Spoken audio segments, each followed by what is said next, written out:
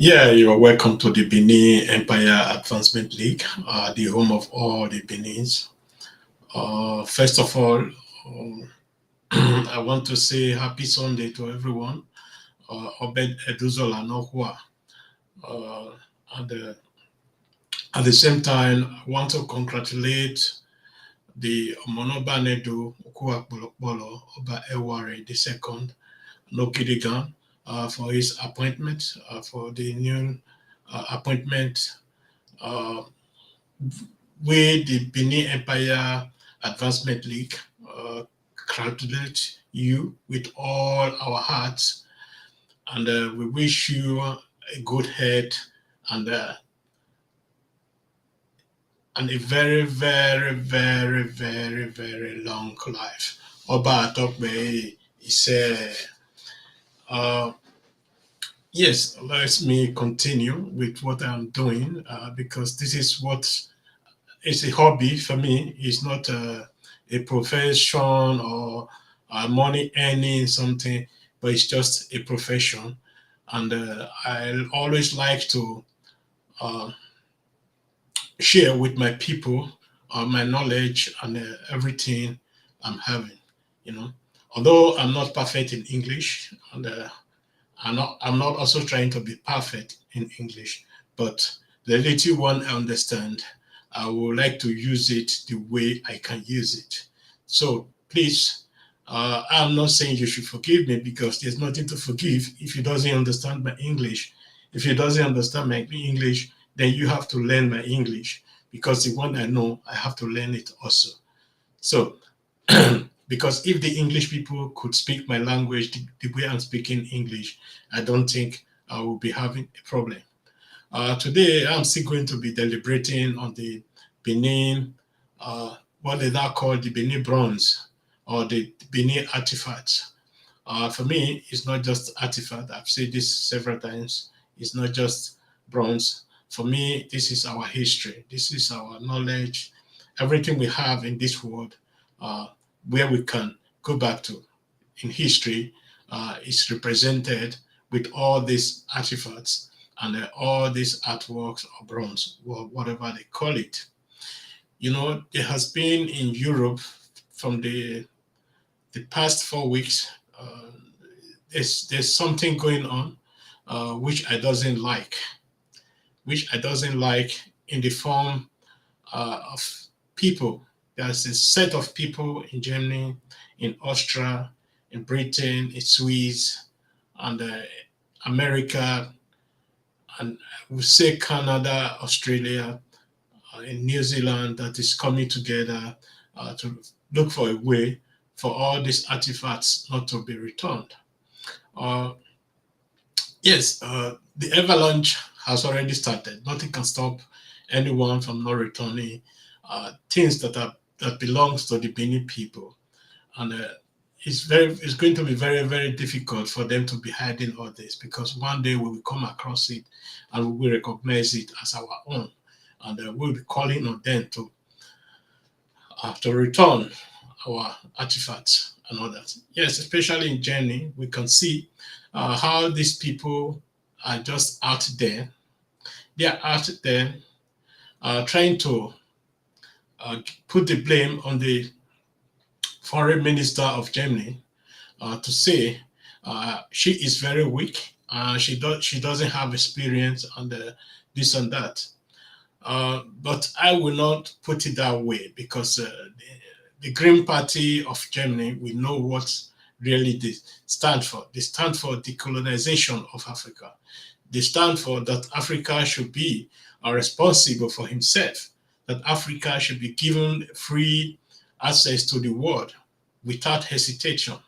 But you know, uh, African themselves, they have a Stockholm syndrome. You know, uh, you rather join the oppressors than fighting for the weak or fighting for the one that doesn't cannot fight for himself. We have been seeing this of recent, where some of our brothers who are also in the museum, chairing the museum, coming up with stupid ideas. And I say these stupid ideas because these are Nigerians who say they are educated, who's supposed to be standing for the truth. We can see them, they are not standing for the truth. Because of personal gain, they are going to gain from all these artifacts. We all know where these artifacts was taken from. It wasn't taken from the so now called Nigeria. It was taken from the Oba Palace. And the Oba Palace represents the Edo people. Represent not just only Edo people, they represent the Benin as a whole. Benin as an empire, Benin as a kingdom, and they represent everything that belongs to the Benin. And if we today failed to achieve all this, it's going to be very, very difficult for our children to achieve. That is why it's very, very important we all stand up together, not as individual, but as collective to come out and tell the world, this is our work. This is not just work. This is history that need to be returned back to the owner, because we have seen a lot of deformation in the German newspaper, in the Austrian newspaper, that is really going on. There are a lot of articles that is really discussing about our empire, trying to form lies against the empire, saying that the Benin Empire was the worst slave trade empire that ever existed. And we know that is not true. We know that the British who came to our region went back to England because of what they saw. The development they saw, the civilization they saw was beyond their expectation. They went back and start doing all what they can do to make sure the kingdom fall. And we see their work today, how Benin was burned down. And I can play you a little bit of some of this documentation that was done in Britain by British people. This was not Nigerian people who did this. This was done by the British. Let me see if I can be able to bring something forward for you people to see. Let me see if I can share the screen.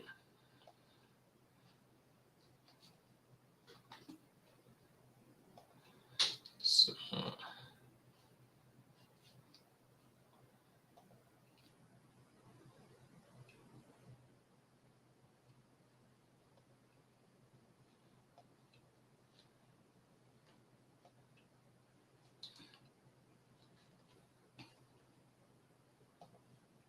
okay.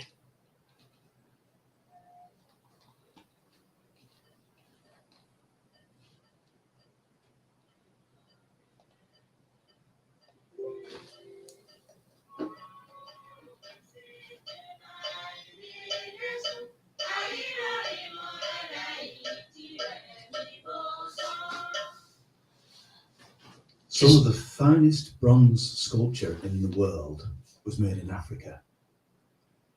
But most of this is now in European museums, such as the British Museum. How did it get here? These works were made in the West African kingdom of Benin, situated in what is now Nigeria. The kingdom of Benin has ancient origins. It began to consolidate and develop with Benin City as its centre from the 13th century. Great moats were built around the city, and a tradition of casting in copper alloy began to flourish. Most of the Benin artworks in museums today date from the 16th and 17th centuries. Although actually cast in brass, these sculptures made in Benin are collectively known as the Benin bronzes. Made using the highly skilled lost wax method, these works are exquisitely detailed. Many of them are in the form of plaques, which depict characters and events from Benin history. They were originally displayed in the royal palace. There are also freestanding sculptures, including commemorative heads of kings and queens. Would the ordinary people of Benin have known about the Benin bronzes? We put this question to Dr. Linda Buckley, a retired Open University associate lecturer who's done extensive research on Benin art and on how it ended up in Europe. They would be known to members of the court, which would be the chiefs. And I think there must have been knowledge in the city that these things existed, but a lot of them were for private religious ceremonies rather than being displayed in public. Though I think bronze casting in Benin was a well-known art, and I believe that there were more brass foundries and casters than just the royal ones. To find out how the Benin bronzes have come to be in Europe, we need to go back to the 19th century. Britain had been trading in various commodities with Benin as an independent kingdom long before this. But in the 19th century, although the king or Oba of Benin maintained tight control on exports, the trade relationship developed. It was extremely well developed in some ways. If you go right back to the 15th century, there'd been the European trade with Portugal. But then what was important after that, the most important trade after that was probably the slave trade, in which Britain was very heavily involved. But then after that, after the abolition of slavery, at the beginning of the 19th century, the next stage really was what you could call exploitation of the local natural resources, and in particular palm oil, which was required in Britain for the follow-on from the Industrial Revolution, with the need to grease machinery, literally keep the oars of industry turning, but also used for things like soap and foodstuffs. You can hear what this woman was saying. There's a lot going on that the Benin Empire was involved in slave trade. I would say, to my own personal knowledge and to my own personal opinion, that the Benin Empire of that time was not involved in slave trade. They might be in the aspect of the kingdom, of the empire, that we didn't have 100% control over. There could be such, because we cannot deny that 100%. But to say that we are heavily involved is completely wrong. The Benin Empire of that time was very, very, very careful, because they know how to use the human resources that we're having. Just talk about the moth in Benin, the Benin War, and all that, and you will understand why it was very, very difficult for the Benin people to sell their people as slaves. Because anywhere you go to today, hardly you find any slaves that come from Benin. So let me continue again and see.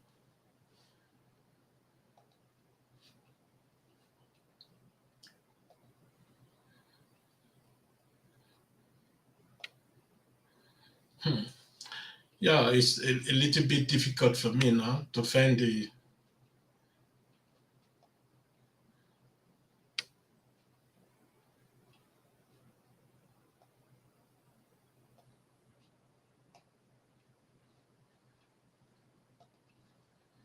Yeah, I'm sorry, I couldn't find what I'm really looking for.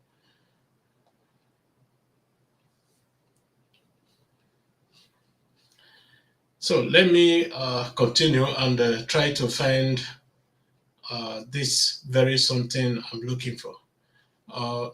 Yes, because all we know today is what people explain to us.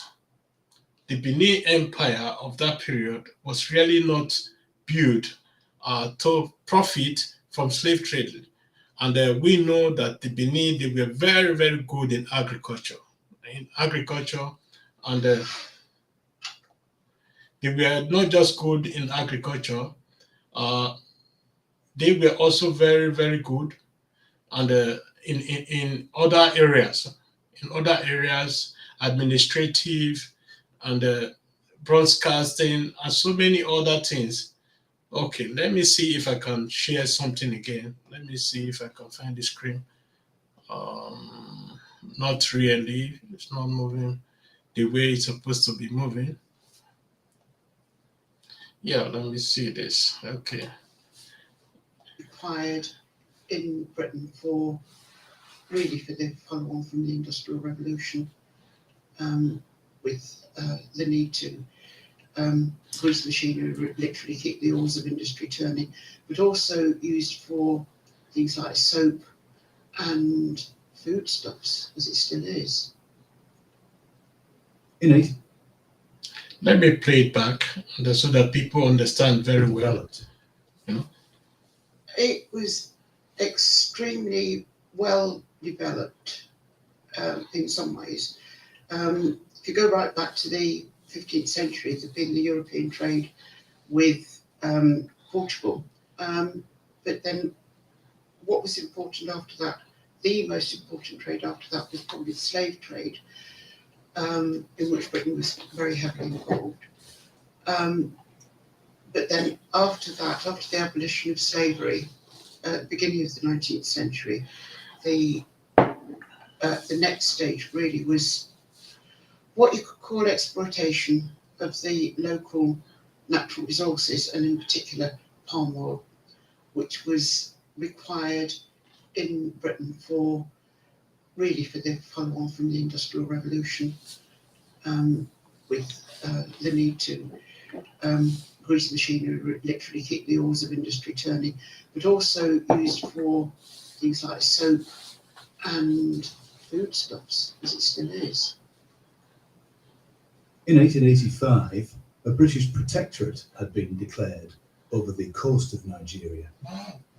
7 years later, in 1892, in an effort to improve trade relations with Benin, Captain Henry Galway, the new vice consul for the Benin River section of the British protectorate, travelled inland to Benin City to sign a treaty with the Oba in order to bring Benin too under British protection.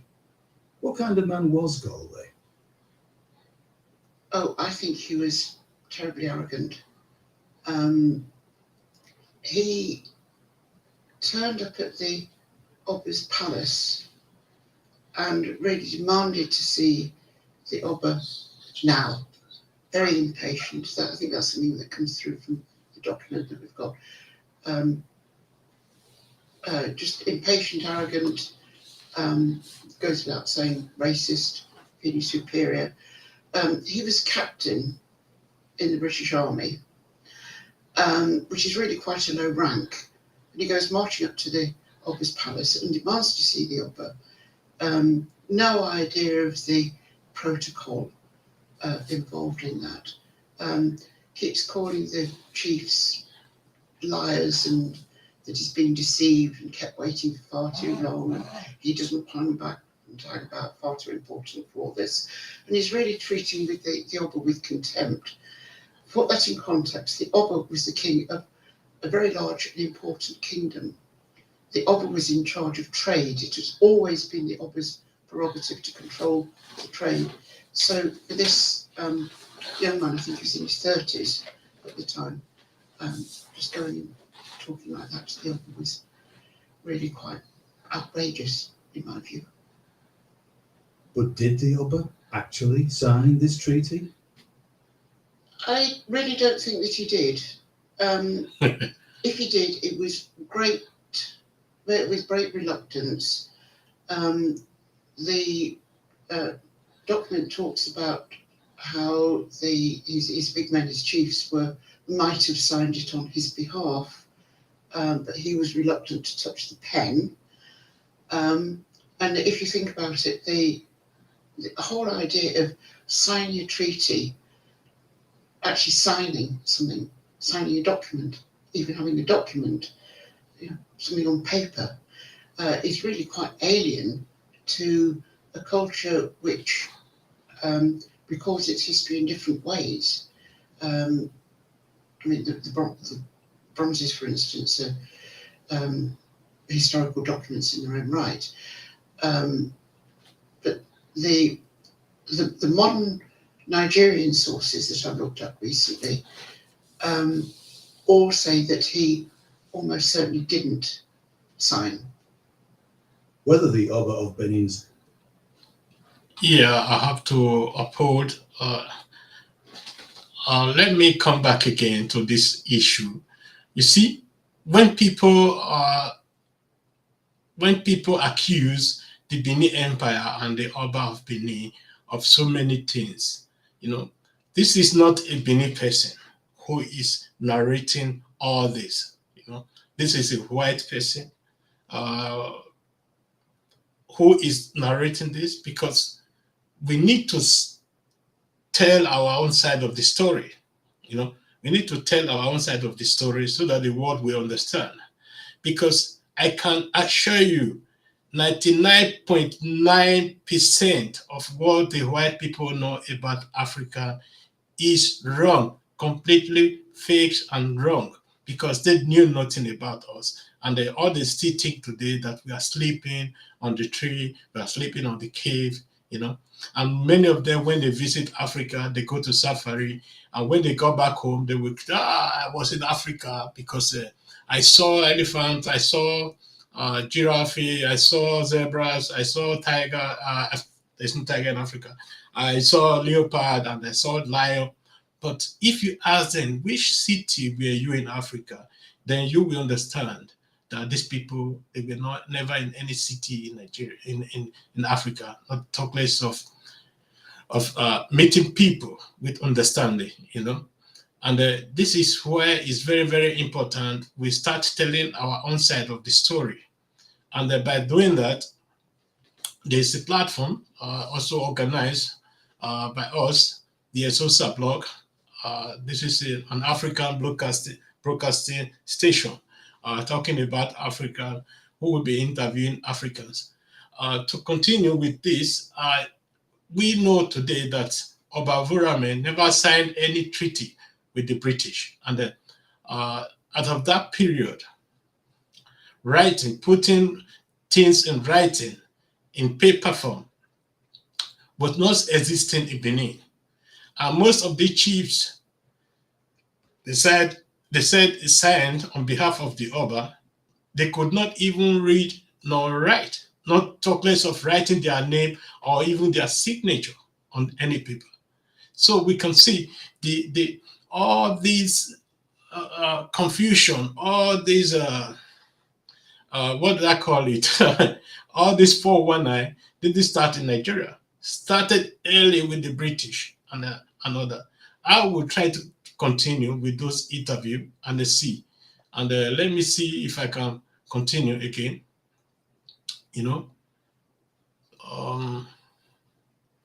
So let me see if I can continue again and see.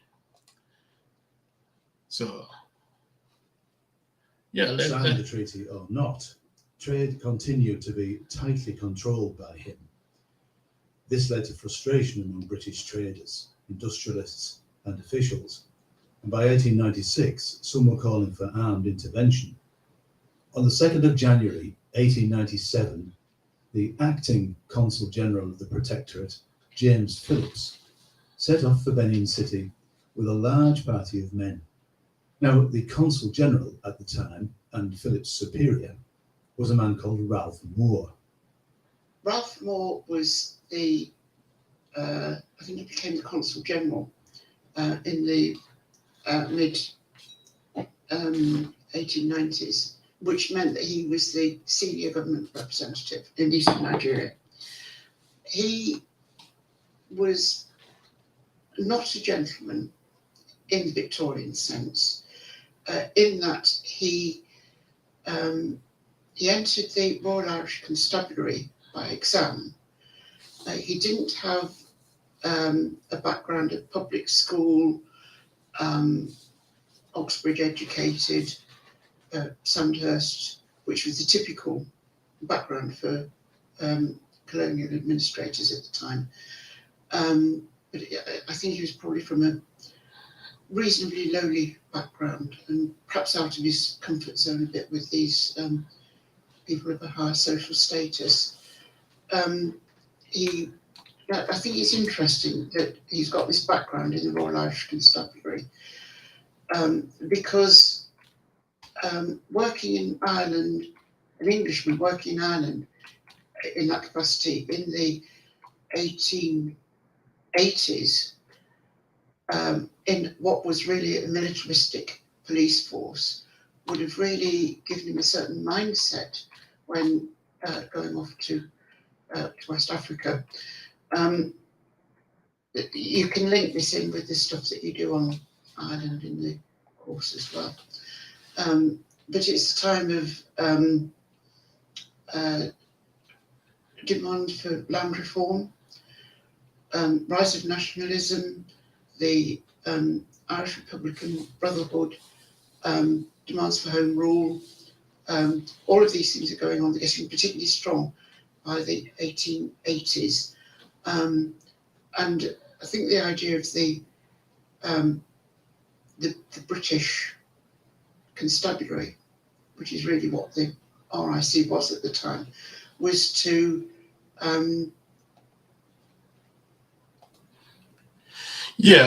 if I don't know if you take notice of this picture of the house that was portrayed here, and you look at the structure of the Benin Empire of that period, then you will see the difference that the Benin Empire was more advanced than these people.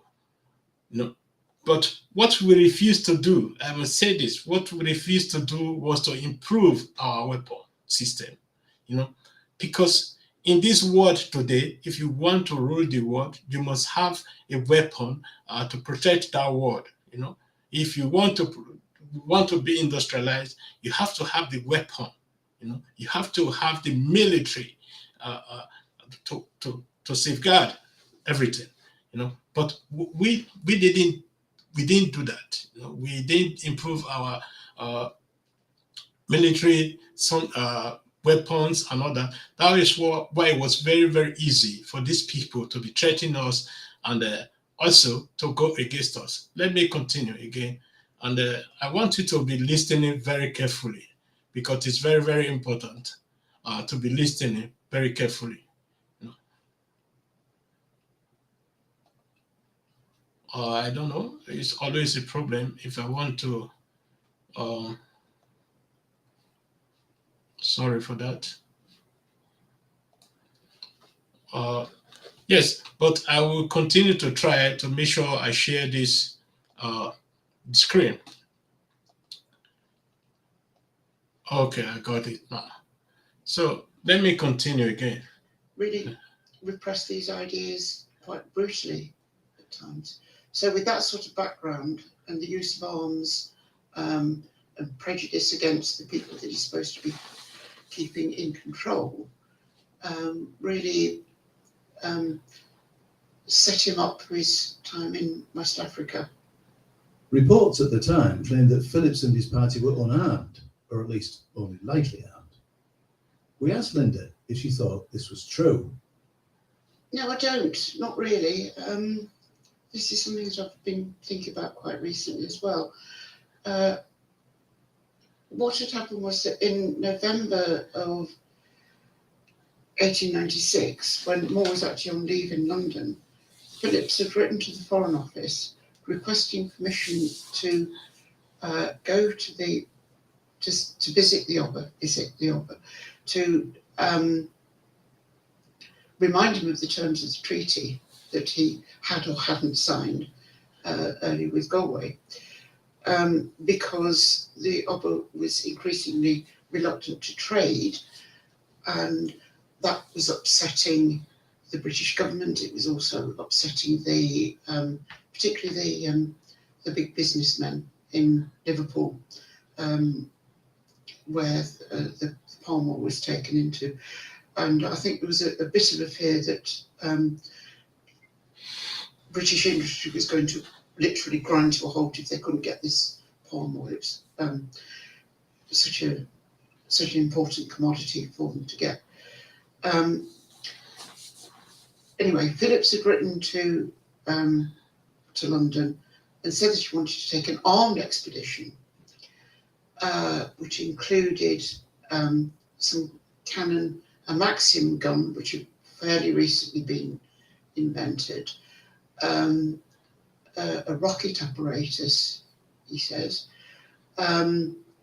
altogether 400 soldiers, and a fife and drum band, which I rather like. Quite what he wants to do with that, I don't know. Now, he set out on his expedition with 400 bearers, who might have been thinly disguised as bearers rather than in their full uniform. I think that he actually took all these armaments with him, even though they were concealed in the baggage.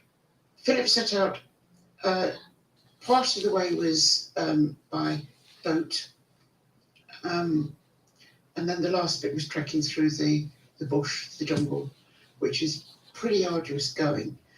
I don't think that he would have gone without all these armaments, if he would then have to come back, collect them, and then go back and have an armed raid. So I think that his plan was to approach ostensibly unarmed, and then if any attacks occurred on him, to whip out all these guns and whatever, and bring out the dangerous weapon of the fife and drum band. I have to cut it a little bit here again, because what we know, what we have been told, that the British, or those who came to invade our land, come with a light weapon, But we can hear from this very woman right now saying that the British, all these things were well planned. They were well planned because of our palm oil, because of our natural resources. It's not just today that everything started. Started long ago, while the British has been hunting for our natural resources, and if they can't get it, they rather kill everyone in this empire and get it. And this is what was going on. They came with their modest weapon. The newly invented weapon. Like this automatic and all that they use against the Benin, rocket prepared grenades and others. This is something. When people are talking, they came and they just invade Benin. It wasn't easy for them, and our forefathers fought with their lives. They fought with their lives, and we need to really honor our ancestors, because I don't believe that so many Edo people will do what our forefather did for our empire that period. So I will continue with this, because it's very, very important for our people to hear this and learn from so many things, to learn from so many things that has been going on, and go on and dethrone the Oba, which was his clearly stated purpose of this expedition. He was asked by one particular group of chiefs not to approach Benin at that particular time, because the Oba was involved in important ritual, religious services and whatever. So he was asked to wait, but he didn't. He went on, and a group of Benin soldiers then attacked the expedition. I think there were 8 white men and 400 Africans with them, and they were attacked. I think Phillips might have been quite naive. He was doing this without the authority of London.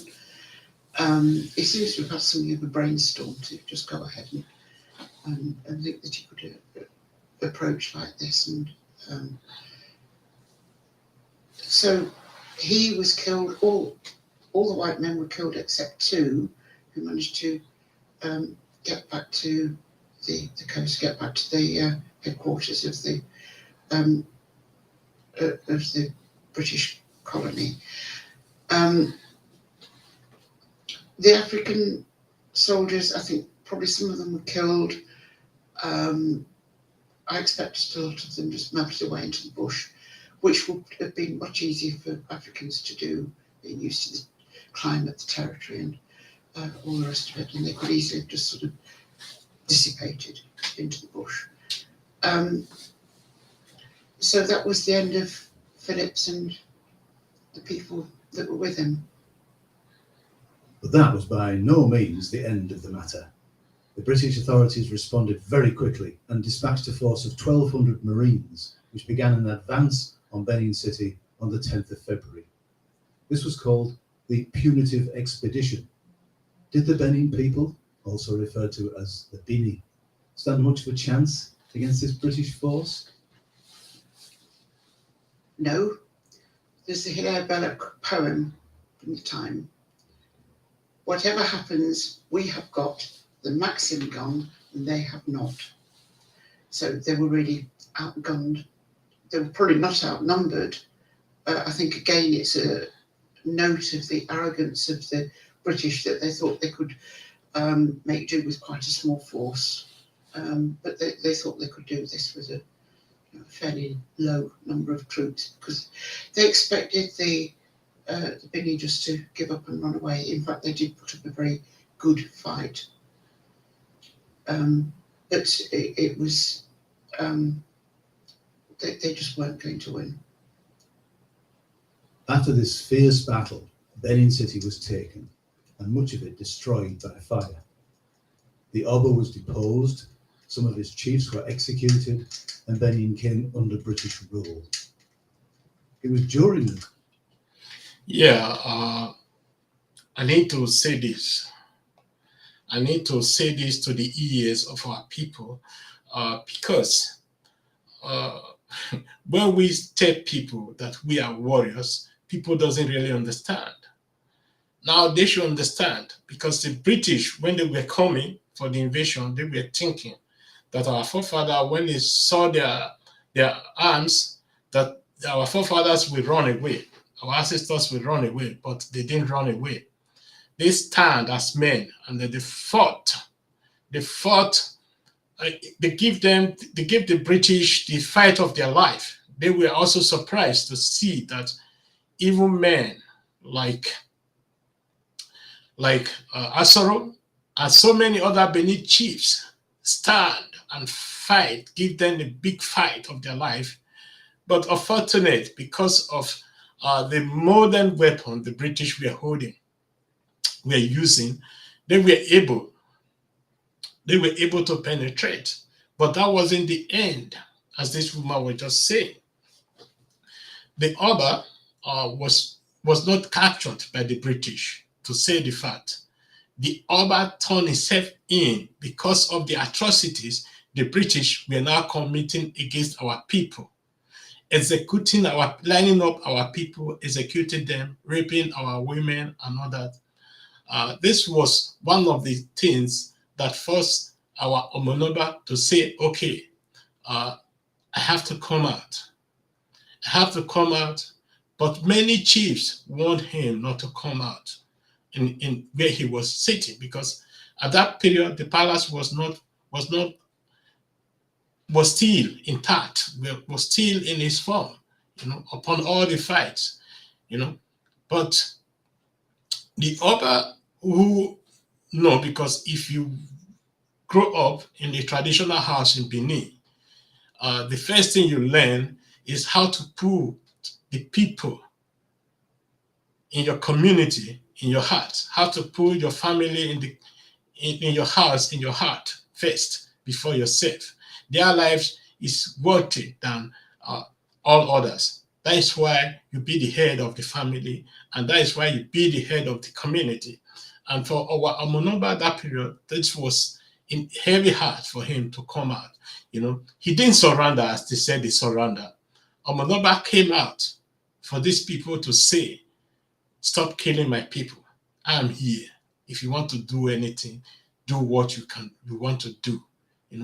So let me continue again, and we have a lot to be sharing, in history, because many of our children, they don't know anything about all this, because this is the time we, the new generation, my generation, your generation, should tell our own side of the story, not just one-sided, as these people are saying, Conquest and looting of the city that the Benin artworks were found by the British troops. They were subsequently packed up and taken back to England as war booty, and then sold off to pay for the punitive expedition. It was sold to museums and private collectors.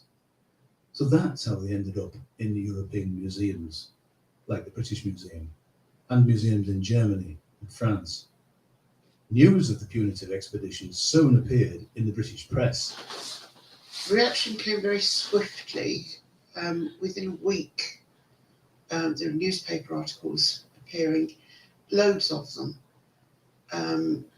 really decrying this expedition and really stirring up a kind of storm of moral panic, and I suppose giving justification for the punitive expedition to go ahead in February. This will be straight after the Phillips massacre. I've got here an extract from the Daily Telegraph of January the 12th, 1897, and it uses words like a powerful theocracy of fetish priests, famous for its human sacrifice. And it says that the king of Benin, this tyrant, would not allow his own people to crack palm kernels, Sorry, I'm or laughing. sell gum or collect rubber, that he turned back British subjects who have endeavoured to open up trade, and that the produce of his country for outside commerce was lost. So you've got, on the one hand, the wickedness of the people of Benin, particularly the Oba, and on the other hand, what was regarded as a civilizing mission of bringing trade to Benin, and how detrimental it is that the Oba won't allow this trade to go ahead. And it's this double-sided thing. I mean, really, it's all about palm oil. Yet another war over oil. We're familiar with them. Different sort of oil a century ago, but even so, there we go. And similarly, when the punitive expedition. Let me come in again from here. You can see we experienced this in Iraq. We experienced this in Afghanistan, where the Westerners, for example, we are using the press here, the television station, everywhere. We were seeing all these messages. There's a mass destruction weapon in Iraq, and there's Afghanistan. There was Osama bin Laden in Afghanistan, and they need to be destroyed, this and that, But later on, everybody understand that there was nothing of such. Even at the beginning, we were saying this, there was nothing like that in Iraq, but these people refused. And in Afghanistan, the same thing. They were saying Afghanistan is a terrorist land, and they need to be civilized, needs to be torn away. But we know what they were doing in Afghanistan, because there was a lot to be taken from Afghanistan, because Afghanistan have resources that was very, very important for the Westerners, for their military ammunitions and all that. And at the same time, the opium, the opium was a very, very good business for the Westerners. And when they were trying to convince people, they were saying, "Oh, Afghanistan is exporting a lot of drugs to America and all that." We all know that period that Afghanistan the Taliban couldn't even export, and this were done by the Americans themselves. In the issue of Iraq, when they went into Iraq after all this, it's almost similar to the issue of Benin. The first thing they did, they went to the presidential palace. They loot everything that was inside, and later they brought in some Iraqis to start saying, "Oh, these are the Iraqs who are just looting this and that." No, this was done before these people was called in, because we can see that from the footage, you know.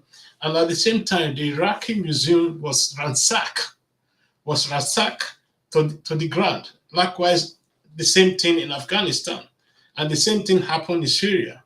You know, we can see how these people, how they have been using propagandas against other people. You know, you saw what they were writing in their newspaper, and none of this was true, to say the fact. So let us continue. Let us continue and see what is going to happen. And Reached Benin. I think there's an extract from one of the sources in the documents that you've got. And this one is the Sheffield Independent, Wednesday the 24th of February 1897. So again, it's very soon after the incident, I think within a week or so of the incident. This one talks about the King of Benin has at last been sharply made to understand that he cannot treat peaceful white men as he treats his wretched subjects, and his capital is now in British hands. And it goes on about how the British had used the smartest tactics and the most sterling pluck, and it stirs the heart of the British. The work has been quickly and well done. And I love this this phrase. Well, I don't love it. I think it's horrific. This writer says, "The King of Benin, by all accounts, is the greatest scoundrel unhung." So that really gives you a flavour of what they. Oh my God! You can see how these people, who they really are. If you haven't have anything to do with these people, then you will understand. You will have a Stockholm syndrome, because you will believe everything they are saying. Look, this was written by the British, not even written by the Benin, and they were also biased that very time when they were writing. But you know, when things are happening, people doesn't realize one day everything will come out. You know, and when they say the barbaric king of Benin, you know, we're trying to intimidate a peaceful white man, you know. The Benin never went to England to start fighting them, or to start impose trade on them, or to start forcing them to sign a paper they never intended to sign, you know.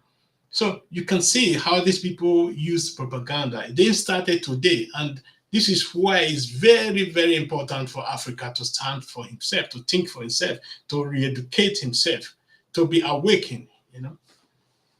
So let's continue again and see how things will play out. You know. We're thinking about with all of that. I think during the actual attack on Benin, they set fire. The British set fire to quite a small number of houses. Then the fire simply got out of control. And before then, there'd been great earthworks, big walls around the city, which were said to be on the same sort of scale as the Great Wall of China. Probably not the same sort of length, but that sort of massive ramparts. Those caught fire and were destroyed, and I think they're probably completely all gone by now. What weren't destroyed, they would have been cleared by now for urban development and whatever. So it really was the end of the city. The chiefs were captured. There was some sort of show trial. Most of them were hung. And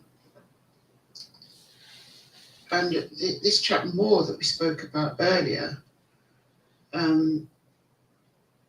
got a note of, yes, one of the chiefs had committed suicide in his cell. He was waiting for his trial, and he couldn't bear the humiliation. And I'm quoting here. Major Ralph Moore determined to show the natives the power of the white man, so he ordered the man's corpse to be hung in front of the ruined palace. Some of the officers and soldiers of the Niger Coast Protectorate further desecrated the corpse by using it as target practice. And this is the man that's bringing civilization. The British press portrayed Benin and its people, the Bini, as barbaric, which led to great puzzlement among academics when their artworks arrived in England. How could such sophisticated art have been produced by such barbarous people, they wondered. One of the things British journalists and writers focused on was the practice of human sacrifice. Yes, and I want every Benin people, every Yoruba person, every Igbo person to listen very, very carefully now. And this is very, very important. Before you come online to be spreading propagandas, spreading fake information about the Benin Empire, you watch this video and see. Because I am not against any Igbo person, I'm not against Yoruba person, but when it comes to Benin issue, then it's my issue. When it comes to Edo issue, then it's my issue. Then I will stand. So listen very carefully, and you will now understand why the British was doing what they were doing and why they were writing what they were writing. They were not writing it to favor the Beninese, but today we can question them. We can question them to ask them, look, and this is exactly what this man is doing. So let's continue and see. In Benin. There was human sacrifice. An anthropologist writing in the 1950s, Ori Bradbury, who wrote an excellent book on Benin, maintains that human sacrifice was part of the of traditional religion. But what happened was that the 12 worst criminals who were due for execution were chosen. They were executed, and then their bodies were displayed on the crucifixion trees. They were not. Crucifixion was not the method of execution. So it was probably public execution that then display of the bodies afterwards. And we might feel absolutely appalled by this, and quite right too. But there'd been public execution in Britain until 1868. Went on in the United States until 1936, and in France using the guillotine until 1939. The Benin bronzes are now displayed in the British Museum and other museums in Britain and Europe, including France and Germany. They were firstly displayed as anthropological or ethnological artifacts, but more recently they've been treated and presented more as artworks. But how should they be properly understood? Probably, I think they can only really be understood in the context of Edo ritual and Edo religion, which is to do with worshipping the head, specifically, of the father.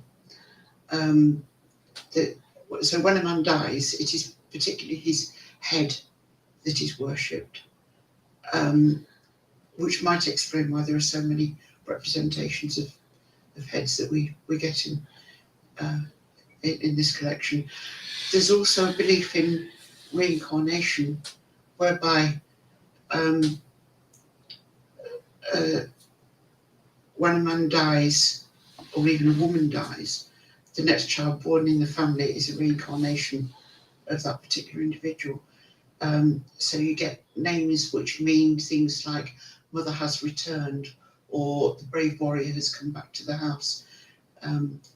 So it's and it's quite those sorts of names are still used an awful lot amongst both the Yoruba and I believe Edo as well.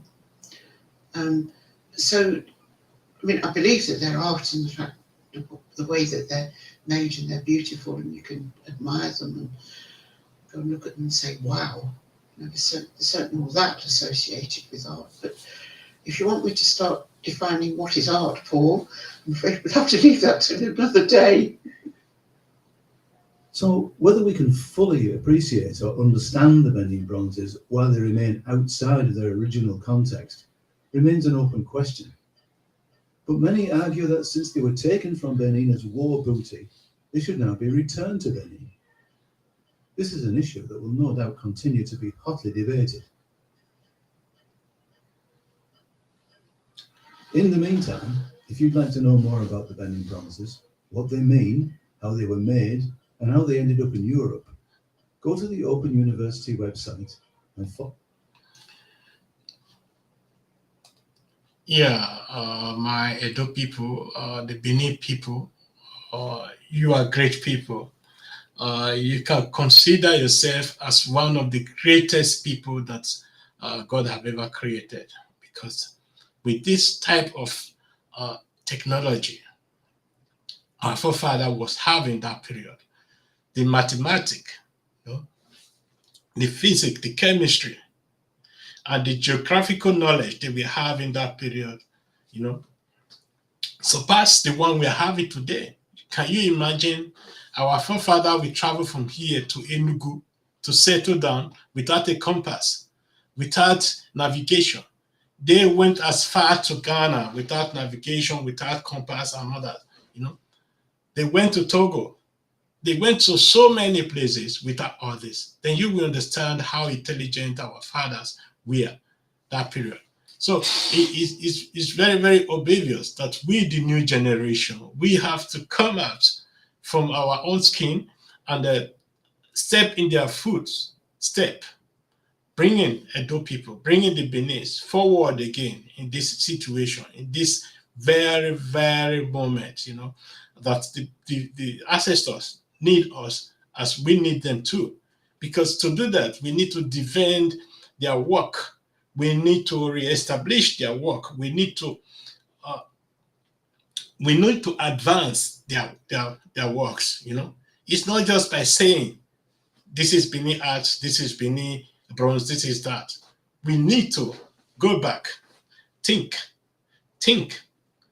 How was it possible for our forefather? And you know, when the Jammers were trying to return these artifacts to Nigeria, to Benin, there was also a debate here. There was a debate where it's important. Some said it's not important. Some said it's a war, something they bought that, you know. But the German foreign ministers and so many of the people here come out to say, no, it is not our property. Let us give it to the owner. It was stolen from them, not just stolen. Many people lost their lives, you know, for these artifacts. But the British, you can still see the way they behave today, till date. You know, till date, they are refusing. You know, upon all the lies, upon all everything, we know more about the artifacts today. Even our children know more about these artifacts today. So I will put this in the credit of the Oba of Benin and our ancestors who came out, you know, in the early stage, Oba Akenzwa, you know, coming out to start demanding for the return of our artifacts, you know, of our histories, you know. And if you listen to this woman, she couldn't define the meaning of all this art. It's only we, the Beninese, who can define the meaning of all these arts, what they mean, the writings, you know, the writings, because we started writing even before they came, before they stepped their foot on our soil. We were already making bronze. You know, for them to say, oh, most of them come from Germany, the materials that was used, that is also a part of the lie, you know, a part of the strategy, you know, trying to say, oh, this raw materials is from our land. How did it get to Benin? This and that, you know. I believe if we do our own testing, then we'll come out with a different result. We should not be believing everything these people are telling us. You know, we should not be believing everything these people are telling us, because this is their own experiment. This is what they want you to believe. You know, so the Benin people must have to wake up from everything. You know, the Stockholm syndrome we are having, because most of you didn't experience or know nothing about how the British treated the Benin Empire. That now you will understand if you watch this video, if you've watched the interview with this woman, you will understand a little bit about how the propaganda was also used that period, you know, how it was used against the Benin, you know. They were calling us barbaric, they were doing public execution, they were calling us barbaric, they were terminating their people, you know. So this is something the Africans need to wake up, you know, especially the West African countries. Sorry, the West Africa countries have the Stockholm syndrome that is still with them, you know. Better support the oppressor than to support your own. You know? We can see that today, the churches, the mosque everywhere. These are the works and the repackage to us and so to us. We believe. And today we have children in the churches rather than we have them in the workshop where they will develop science and all that. We have children in the mosque reading Quran, studying Quran rather than to have a science class. So this is something we have to work against. If you come to European countries, then you will understand why I'm saying this. Church service for the children in the school, those in Christian countries, is not more than half an hour, highest 1 hour. The remaining ones has to do with techniques, has to do with yourself, you know, has to do with the economic of that nation. So the Benin people need to wake up, wake up, wake up, wake up, wake up.